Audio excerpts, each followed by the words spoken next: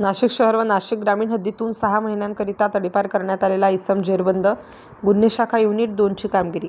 दिनांक 26/2/2026 रोजी पोलीस अधिकारी गस्त करत असताना इंदिरानगर हद्दीत पाहिजे फरार तडीपार आरोपी यांची माहिती काढून शोध घेत असताना सहाय्यक पोलीस उपनिरीक्षक यांना गोपनीय बातमी मिळाली की तडीपार गुन्हेगार नामे आकाश विश्वनाथ वानखेडे हा अहिल्यानगर रोडवर सुखदेवनगर पाथर्डी शिवार नाशिक येथे उभा आहे.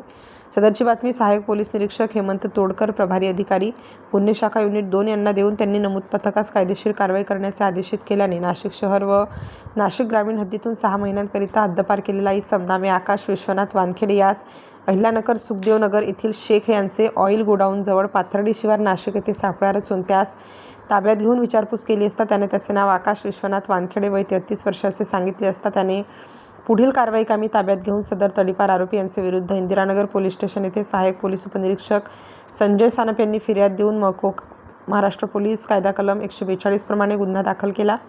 सदरची कामगिरी गुन्हे शाखा युनिट क्रमांक 2 कडील सहाय्यक पोलीस निरीक्षक हेमंत तोडकर प्रभारी अधिकारी सहाय्यक पोलीस निरीक्षक डॉ. समाधान हिरे सहाय्यक पोलीस उपनिरीक्षक संजय सानप विलास गांगुर्डे नंदकुमार नांदुर्डीकर वंद्रकांत गवडी वाल्मिक चव्हाण पोलीस अंमलदार जितेंद्र वजिरे अशांनी कामगिरी केलेली आहे.